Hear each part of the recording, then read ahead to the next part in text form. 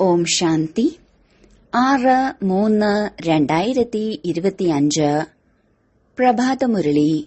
മധുരമായ കുട്ടികളെ, ഏതുപോലെയാണോ നിങ്ങൾ ആത്മാക്കൾക്ക് ഈ ശരീരമാകുന്ന സിംഹാസനം ലഭിച്ചിട്ടുള്ളത്, അതുപോലെ ബാബയും ഈ ദാതയുടെ ശരീരത്തിൽ വിരാജിതനാണ്.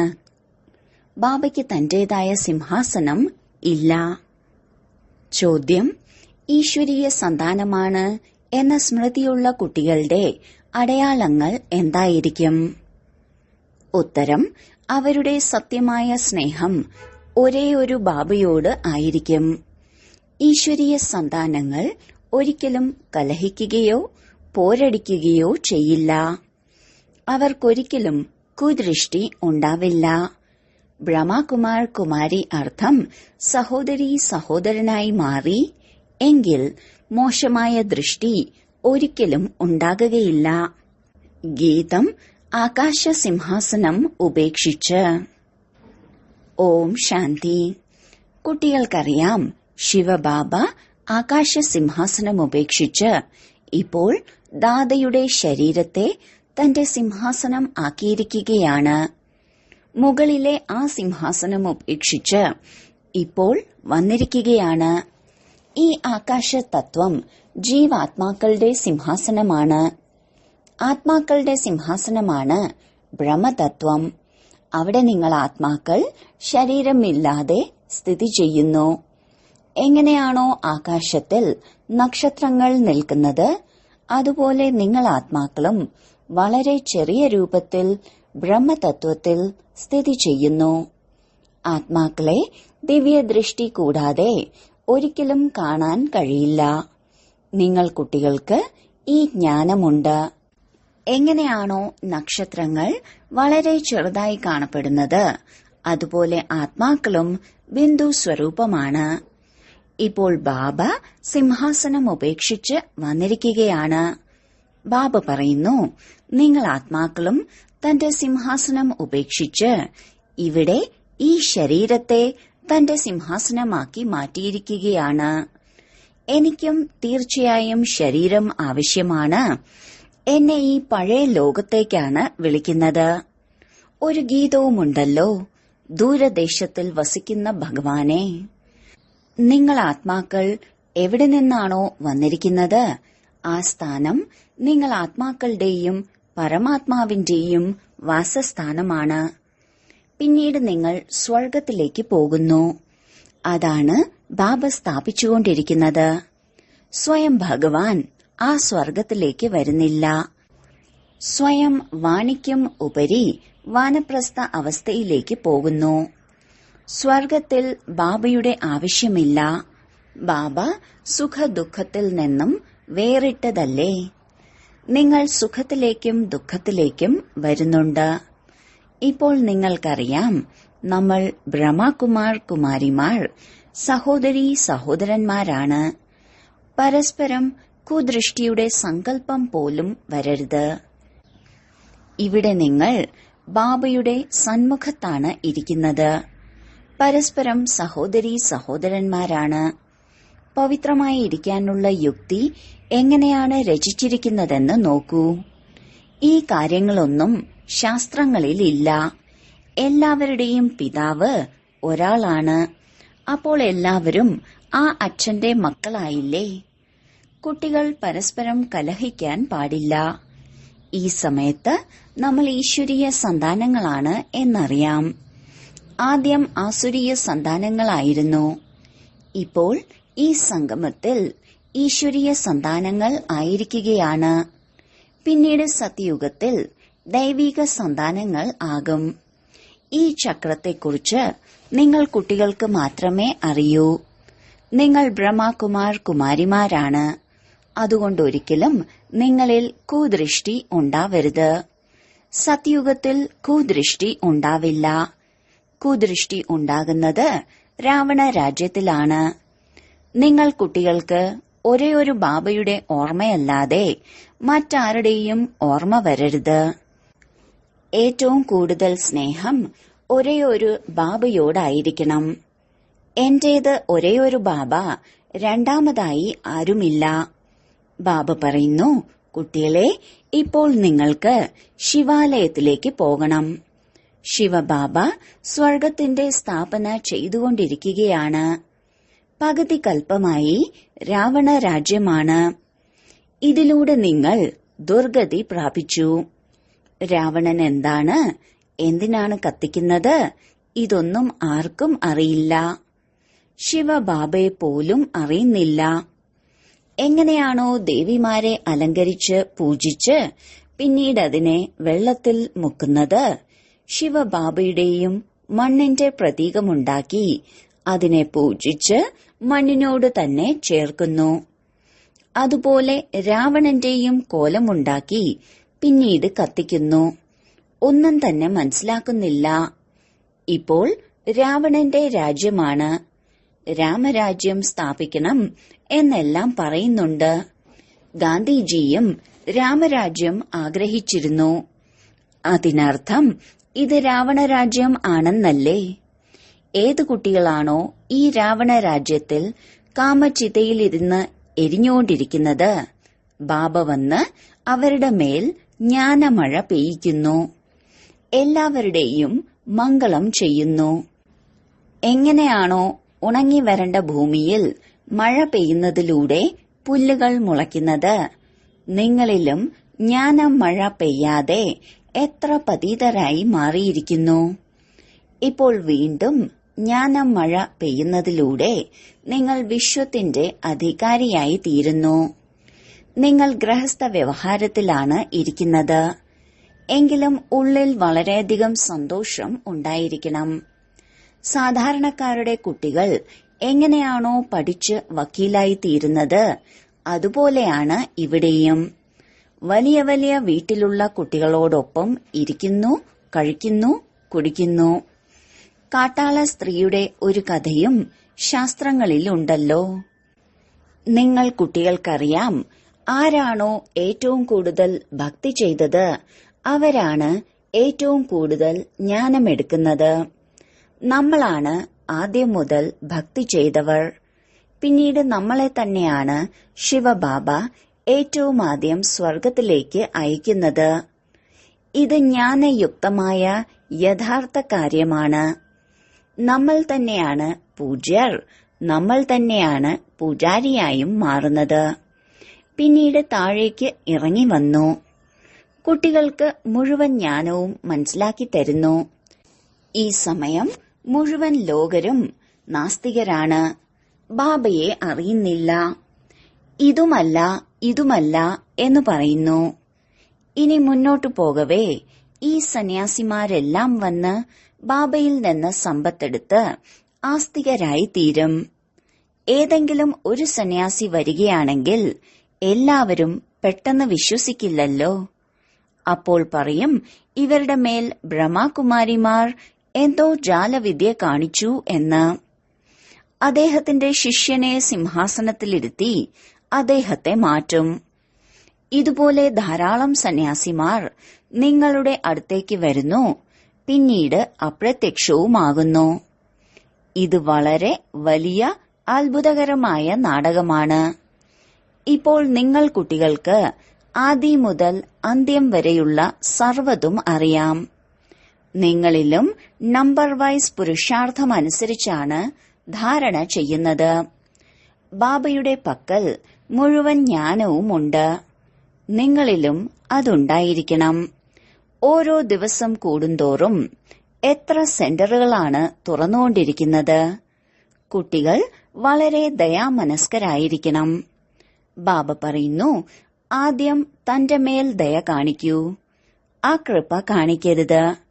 തന്റെ മേൽ ദയ കാണിക്കണം. എങ്ങനെ? അതും ബാബ മനസ്സിലാക്കി തരുന്നു. ബാബയെ ഓർമ്മിച്ച് പതീതത്തിൽ നിന്ന് പാവനമായി തീരണം. പിന്നീട് ഒരിക്കലും പതീതമാകുന്നതിനുള്ള പുരുഷാർത്ഥം ചെയ്യരുത്. ദൃഷ്ടി വളരെ നല്ലതായിരിക്കണം. നമ്മൾ ബ്രാഹ്മണർ ഈശ്വരീയ സന്താനങ്ങളാണ്. ഈശ്വരനാണ് നമ്മെ ദത്തെടുത്തിരിക്കുന്നത്. ഇപ്പോൾ മനുഷ്യനിൽ നിന്നും ദേവതയായി മാറണം. ആദ്യം സൂക്ഷ്മവതനവാസി ഫരിഷ്തയായി മാറണം. ഇപ്പോൾ നിങ്ങൾ ഫരിഷ്തയായി മാറിക്കൊണ്ടിരിക്കുകയാണ്. സൂക്ഷ്മവതനത്തിന്റെയും രഹസ്യം നിങ്ങൾക്ക് മനസ്സിലാക്കി തന്നിട്ടുണ്ട്. ഇവിടെ ശബ്ദലോകമാണ്. സൂക്ഷ്മവതനത്തിൽ ചലനമാണ്. മൂലവതനത്തിൽ ശാന്തിയാണ്. സൂക്ഷ്മവതനം ഫരിഷ്തകളുടെ ലോകമാണ്. എങ്ങനെയാണോ പ്രേതത്തിന് നിഴലിന്റെ ശരീരം ഉള്ളത്, ആത്മാവിന് ശരീരം ലഭിക്കുന്നില്ല എങ്കിൽ അലഞ്ഞുകൊണ്ടിരിക്കും.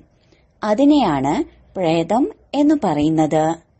അതിനെ ഈ കണ്ണുകളിലൂടെയും കാണാൻ സാധിക്കും. ഇവിടെ സൂക്ഷ്മവതനവാസി ഫരിഷ്തകളാണ്. ഈ കാര്യങ്ങളെല്ലാം വളരെയധികം മനസ്സിലാക്കാനുള്ളതാണ്.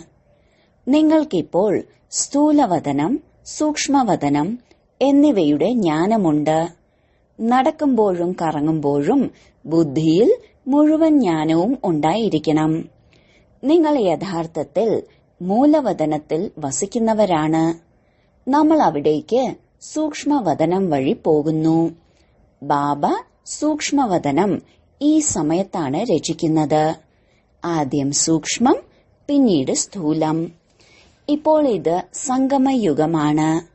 ഇതിനെ ഈശ്വരീയ യുഗമെന്നും പറയുന്നു. സത്യുഗത്തെ ദൈവിക യുഗമെന്ന് പറയുന്നു. നിങ്ങൾ കുട്ടികൾക്ക് എത്ര സന്തോഷമുണ്ടായിരിക്കണം. കുദൃഷ്ടി ഉണ്ടാകുന്നുവെങ്കിൽ ഉയർന്ന പദവി നേടാൻ സാധിക്കില്ല. ഇപ്പോൾ നിങ്ങൾ ബ്രാഹ്മണികളാണ്. പിന്നീട് വീട്ടിലെത്തിക്കഴിഞ്ഞാൽ ഈ കാര്യം മറക്കരുത്. നിങ്ങൾ സംഘദോഷത്തിലേക്ക് വന്ന് മറന്നുപോകുന്നു. നിങ്ങൾ ഹംസങ്ങൾ, ഈശ്വരീയ സന്താനങ്ങളാണ്. നിങ്ങൾക്ക് ആരോടും ആന്തരികമായി മമത്വം വയ്ക്കാൻ പാടില്ല. അഥവാ മമത്വമുണ്ടെങ്കിൽ മോഹത്തിന്റെ കുരങ്ങനെന്ന് പറയും. നിങ്ങളുടെ ജോലി തന്നെ എല്ലാവരെയും പാവനമാക്കി മാറ്റുക എന്നതാണ്. നിങ്ങൾ വിശ്വത്തെ സ്വർഗമാക്കി മാറ്റുന്നവരാണ്. ആസുരീയ സന്താനങ്ങളും നിങ്ങൾ ഈശ്വരീയ സന്താനങ്ങളും തമ്മിൽ എത്ര വ്യത്യാസമാണ് ഉള്ളത്. നിങ്ങൾ കുട്ടികൾക്ക് തന്റെ അവസ്ഥയെ ഏകരസമാക്കി മാറ്റുന്നതിന് വേണ്ടി എല്ലാം കണ്ടുകൊണ്ടും കാണാതിരിക്കാനുള്ള അഭ്യാസം ചെയ്യണം. ഇതിൽ ബുദ്ധിയെ ഏകരസമാക്കി വെക്കുക എന്നുള്ളത് ധൈര്യത്തിന്റെ കാര്യമാണ്. സമ്പൂർണമാകുന്നതിൽ പ്രയത്നമുണ്ട്. സമ്പൂർണമാകുന്നതിൽ സമയം ആവശ്യമാണ്. കർമാതീത അവസ്ഥ ആകുന്നതുവരെ എന്തെങ്കിലും ആകർഷിച്ചുകൊണ്ടിരിക്കും. ഇതിൽ തീർത്തും ഉപരാമമായിരിക്കണം. ബുദ്ധിയുടെ ലൈൻ വ്യക്തമായിരിക്കണം. കണ്ടിട്ടും നിങ്ങൾ കാണാതിരിക്കണം. ഈ അഭ്യാസമുള്ളവർക്കേ ഉയർന്ന പദവി നേടാൻ സാധിക്കൂ. ഇപ്പോൾ ആ അവസ്ഥ ഉണ്ടായിട്ടില്ല. സന്യാസിമാർ ഈ കാര്യങ്ങളൊന്നും മനസ്സിലാക്കുക പോലുമില്ല. ഇവിടെ വലിയ പ്രയത്നം തോന്നും. നിങ്ങൾക്കറിയാം, നമ്മളും ഈ പഴയ ലോകത്തെ സന്യസിച്ചിരിക്കുകയാണ്. നമുക്കിപ്പോൾ തിരികെ വീട്ടിലേക്ക് പോകണം. അത്രമാത്രം. നിങ്ങളുടെ ബുദ്ധിയിലുള്ളത്ര കാര്യങ്ങൾ മറ്റാരുടെയും ബുദ്ധിയിൽ ഇല്ല. നിങ്ങൾക്കറിയാം ഇപ്പോൾ തിരികെ പോകണം എന്ന്. ഇത് ശിവഭഗവാന്റെ വാക്കുകളാണ്. ബാബ പതിത പാവനനും മുക്തേശ്വരനും വഴികാട്ടിയുമാണ്. കൃഷ്ണനെ വഴികാട്ടി എന്ന് പറയില്ല. ഈ സമയം നിങ്ങളും എല്ലാവർക്കും വഴി കാണിച്ചു കൊടുക്കാൻ പഠിപ്പിക്കുന്നു. അതുകൊണ്ടാണ് നിങ്ങളുടെ പേര് പാണ്ഡവർ എന്ന് വെച്ചിരിക്കുന്നത്. നിങ്ങൾ പാണ്ഡവ സൈന്യമാണ്. ഇപ്പോൾ നിങ്ങൾ ദേഹി അഭിമാനികളായി മാറുന്നു. തിരികെ പോകണമെന്ന് അറിയാം. ഈ പഴയ ശരീരം ഉപേക്ഷിക്കണം. സർപ്പത്തിന്റെ ഉദാഹരണം, ഭ്രമരി വണ്ടിന്റെ ഉദാഹരണം എല്ലാം ഈ സമയം നിങ്ങൾക്കുള്ളതാണ്. നിങ്ങളിപ്പോൾ ഈ ഉദാഹരണം പ്രാവർത്തികത്തിലേക്ക് കൊണ്ടുവരുന്നു. മറ്റുള്ളവർക്ക് ഈ കർത്തവ്യം ചെയ്യാൻ കഴിയില്ല. ഇത് ശ്മശാനമാണെന്ന് നിങ്ങൾക്കറിയാം. ഇപ്പോൾ ഇത് വീണ്ടും സ്വർഗമായി മാറണം. നിങ്ങളുടെ എല്ലാ ദിവസവും ഭാഗ്യത്തിന്റെ നാളുകളാണ്. നിങ്ങൾ കുട്ടികൾ സദാ ഭാഗ്യശാലികളാണ്. വ്യാഴാഴ്ച ദിവസം കുട്ടികളെ സ്കൂളിൽ ചേർത്താറുണ്ട്. ഈ രീതിയും ഇവിടെ നിന്നാണ് ആരംഭിച്ചത്. വൃക്ഷപതിയാണ് നിങ്ങളെ ഇപ്പോൾ പഠിപ്പിക്കുന്നത്. ജന്മജന്മാന്തരം നിങ്ങൾക്ക് ബൃഹസ്പതിയുടെ ദശയാണ് ഉണ്ടാവുക. ഇത് പരിധിയില്ലാത്ത ദശയാണ്. ഭക്തിമാർഗത്തിൽ പരിധിയുള്ള ദശകളാണ് ഉണ്ടാകുന്നത്. ഇപ്പോൾ പരിധിയില്ലാത്ത ദശയാണ്. അതുകൊണ്ട് നിങ്ങൾ പൂർണ്ണ രീതിയിൽ പ്രയത്നിക്കണം. ലക്ഷ്മി നാരായണന്മാർ മാത്രമായിരിക്കില്ലല്ലോ ഉണ്ടായിരിക്കുന്നത്. അവരുടെ മുഴുവൻ രാജധാനിയും ഉണ്ടാകും. തീർച്ചയായും ഒരുപാട് ലക്ഷ്മി നാരായണന്മാർ രാജ്യം ഭരിച്ചിട്ടുണ്ടാവും. സൂര്യവംശി കുലത്തിലാണ് ലക്ഷ്മി നാരായണന്മാരുടെ രാജ്യഭരണം ഉണ്ടാകുന്നത്. ഈ കാര്യങ്ങൾ ഇപ്പോൾ നിങ്ങളുടെ ബുദ്ധിയിലുണ്ട്. എങ്ങനെയാണ് അവിടെ രാജതിലകം നൽകുന്നത് എന്നതിന്റെ സാക്ഷാത്കാരവും ലഭിച്ചിട്ടുണ്ട്. സൂര്യവംശികൾ എങ്ങനെ ചന്ദ്രവംശത്തിലുള്ളവർക്ക് രാജ്യം കൈമാറുന്നു. മാതാപിതാക്കൾ കുട്ടികളുടെ കാൽ കഴുകി രാജതിലകം നൽകുന്നു, രാജ്യഭാഗ്യം നൽകുന്നു. ഈ സാക്ഷാത്കാരങ്ങൾ എല്ലാം തന്നെ ഡ്രാമയിൽ അടങ്ങിയിട്ടുണ്ട്. ഇതിൽ നിങ്ങൾ കുട്ടികൾക്ക് സംശയിക്കേണ്ട ആവശ്യമില്ല. നിങ്ങൾ ബാബയെ ഓർമ്മിക്കൂ. സ്വദർശന ചക്രധാരിയായി മാറൂ. മറ്റുള്ളവരെയും ആക്കി മാറ്റൂ. നിങ്ങൾ ബ്രഹ്മമുഖവംശാവലി സ്വദർശന ചക്രധാരി സത്യമായ ബ്രാഹ്മണരാണ്. ശാസ്ത്രത്തിൽ സ്വദർശന ചക്രത്തിലൂടെ എത്ര ഹിംസകൾ ചെയ്തതായാണ് കാണിക്കുന്നത്.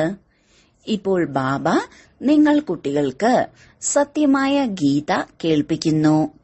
ഇതിനെ നിങ്ങൾ നല്ല രീതിയിൽ മനസ്സിലാക്കണം. എത്ര സഹജമാണ്.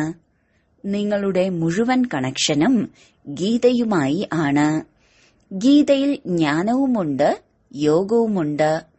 നിങ്ങൾക്ക് ഗീതയുടെ ഒരേ ഒരു പുസ്തകം മാത്രമേ ഉണ്ടാക്കേണ്ട ആവശ്യമുള്ളൂ.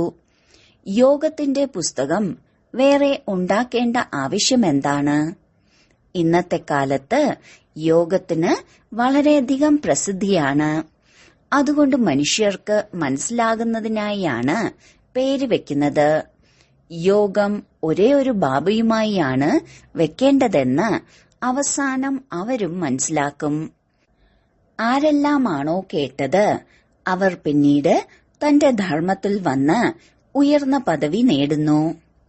ശരി, വളരെ കാലത്തെ വേർപാടിന് ശേഷം തിരികെ കിട്ടിയ മധുരമധുരമായ കുട്ടികൾക്ക് മാതാവും പിതാവുമായ ബാബ് ദാദയുടെ സ്നേഹസ്മരണയും സുപ്രഭാതവും.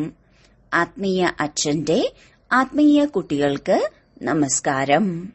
ധാരണയ്ക്കുള്ള മുഖ്യസാരം: 1. സ്വയം അവനവന്റെ മേൽ കൃപ കാണിക്കണം. തന്റെ ദൃഷ്ടി വളരെ നല്ലതും പവിത്രവുമാക്കി വെക്കണം. ഈശ്വരൻ മനുഷ്യനിൽ നിന്നും ദേവതയാക്കി മാറ്റുന്നതിനു വേണ്ടി ദത്തെടുത്തിരിക്കുകയാണ്.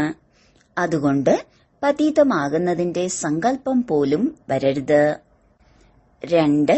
സമ്പൂർണ്ണ കർമാതീത അവസ്ഥ പ്രാപിക്കുന്നതിനു വേണ്ടി സദാ ഉപരാമമായിരിക്കാൻ അഭ്യസിക്കണം. ഈ ലോകത്തിലെ എല്ലാം കണ്ടുകൊണ്ടും കാണാതിരിക്കണം. ഈ അഭ്യാസത്തിലൂടെ അവസ്ഥയെ ഏകരസമാക്കി മാറ്റണം. വരദാനം: ഓരോ ചുവടിലും കോടികളുടെ വരുമാനം സമ്പാദിക്കുന്ന സർവ ഖജനാവുകളാലും സമ്പന്നരായ തൃപ്താത്മാവായി ഭവിക്കട്ടെ. ഏത് കുട്ടികളാണോ ബാബയുടെ ഓർമ്മയിലിരുന്ന് ഓരോ ചുവടും വെക്കുന്നത്, അവർ ഓരോ ചുവടിലും കോടികളുടെ വരുമാനം സമ്പാദിക്കുന്നു. ഈ സംഗമത്തിൽ തന്നെയാണ് കോടികളുടെ വരുമാനത്തിന്റെ ഖനി ലഭിക്കുന്നത്. സംഗമയുഗം സമ്പാദിക്കാനുള്ള യുഗമാണ്. ഇപ്പോൾ എത്ര സമ്പാദിക്കാൻ ആഗ്രഹിക്കുന്നുവോ അത്രയും സമ്പാദിക്കാൻ സാധിക്കും. ഒരു ചുവട്, അതായത് ഒരു സെക്കൻഡ് പോലും സമ്പാദ്യം ഇല്ലാതെ ആകരുത്.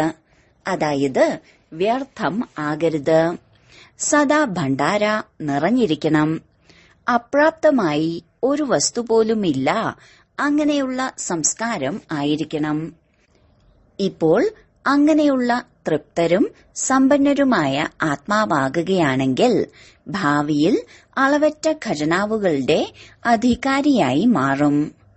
സ്ലോഗൻ: ഏതൊരു പ്രശ്നത്തിലും അസ്വസ്ഥമാകുന്നതിന് പകരം നോളജ്ഫുള്ളാകുന്ന സീറ്റിൽ സെറ്റായിരിക്കൂ. മാതേശ്വരിജിയുടെ അമൂല്യ മഹാവാക്യങ്ങൾ. പകുതി കൽപ്പം ജ്ഞാന ബ്രഹ്മാവിന്റെ പകലും പകുതി കൽപ്പം ഭക്തിമാർഗ ബ്രഹ്മാവിന്റെ രാത്രിയും. പകുതി കൽപ്പം ബ്രഹ്മാവിന്റെ പകലും പകുതി കൽപ്പം ബ്രഹ്മാവിന്റെ രാത്രിയുമാണ്. ഇപ്പോൾ രാത്രി പൂർത്തിയായി പകൽ വരികയാണ്. ഇപ്പോൾ പരമാത്മാവ് വന്ന് അന്ധകാരത്തിനെ അവസാനിപ്പിച്ച് പ്രകാശത്തിന്റെ തുടക്കം കുറിക്കുകയാണ്. ജ്ഞാനത്തിലൂടെ പ്രകാശവും ഭക്തിയിലൂടെ അന്ധകാരവുമാണ്. ഗീതത്തിലും പറയുന്നുണ്ട്, ഈ പാപത്തിന്റെ ലോകത്തിൽ നിന്നും ദൂരെ എവിടേക്കെങ്കിലും കൊണ്ടുപോകൂ, എവിടെയാണോ സുഖവും ശാന്തിയും ലഭിക്കുക. ഇതാണ് ദുഃഖത്തിന്റെ ലോകം, ഒട്ടും സുഖമില്ലാത്ത ലോകം. മുക്തിയിൽ സുഖവുമില്ല, ദുഃഖവുമില്ല. സത്യത്രേതായുഗം സുഖത്തിന്റെ ലോകമാണ്. ആ സുഖധാമത്തെയാണ് എല്ലാവരും ഓർമ്മിക്കുന്നത്. അതിനാൽ ഇപ്പോൾ നിങ്ങൾ സുഖത്തിന്റെ ലോകത്തിലേക്ക് പോയിക്കൊണ്ടിരിക്കുകയാണ്. അവിടേക്ക് ഒരു അപവിത്ര ആത്മാവിനും പോകാൻ സാധ്യമല്ല. അവർ അന്തിമത്തിൽ ധർമ്മരാജന്റെ ശിക്ഷകൾക്ക് വിധേയരായി കർമ്മബന്ധന മുക്തമായി ശുദ്ധ സംസ്കാരം കൊണ്ടുപോകുന്നു. എന്തുകൊണ്ടെന്നാൽ അവിടെ അശുദ്ധ സംസ്കാരവുമില്ല, പാപവുമില്ല. ആത്മാവ് എപ്പോൾ തന്റെ യഥാർത്ഥ പിതാവിനെ മറന്നുപോകുന്നുവോ അപ്പോൾ ഈ ഭൂൽഭുലയ്യായുടെ അനാദിയായ കളി തോൽവിയുടെയും ജയത്തിന്റേതുമായി ഉണ്ടാക്കിയിട്ടുള്ളതാണ്. അതിനാൽ നമ്മൾ ഈ സർവശക്തിവാനായ പരമാത്മാവ് മുഖേന ശക്തിയെടുത്ത് വികാരങ്ങൾക്ക് മേൽ വിജയം പ്രാപിച്ച് 21 ജന്മത്തേക്ക് രാജ്യഭാഗ്യം എടുത്തുകൊണ്ടിരിക്കുകയാണ്. ഓം ശാന്തി. അവ്യക്ത സൂചന. സത്യതയും സഭ്യതയുമാകുന്ന കൾച്ചർ സ്വന്തമാക്കൂ. താങ്കളുടെ വാക്കുകളിൽ സ്നേഹവും ഉണ്ടായിരിക്കണം, മധുരതയും മഹാനതയും ഉണ്ടായിരിക്കണം, സത്യതയും ഉണ്ടായിരിക്കണം. എന്നാൽ സ്വരൂപത്തിൽ നമ്രതയും ഉണ്ടായിരിക്കണം. നിർഭയരായി അതോറിറ്റിയോടെ സംസാരിക്കൂ. എന്നാൽ സംസാരം മര്യാദയ്ക്കുള്ളിലുള്ളത് ആയിരിക്കണം. 2 കാര്യങ്ങളുടെയും ബാലൻസ് ഉണ്ടായിരിക്കണം. എവിടെ ബാലൻസ് ഉണ്ടാകുമോ അവിടെ അത്ഭുതം കാണപ്പെടുന്നു. അപ്പോൾ വാക്കുകൾ കടുത്തതല്ല, മാധുര്യമുള്ളത് എന്ന് അനുഭവപ്പെടുന്നു. അതിനാൽ അതോറിറ്റിയും നമ്രതയും രണ്ടിന്റെയും ബാലൻസിന്റെ അത്ഭുതം കാട്ടൂ. ഇതുതന്നെയാണ് ബാബയെ പ്രത്യക്ഷമാക്കുവാനുള്ള മാർഗം. ഓം ശാന്തി.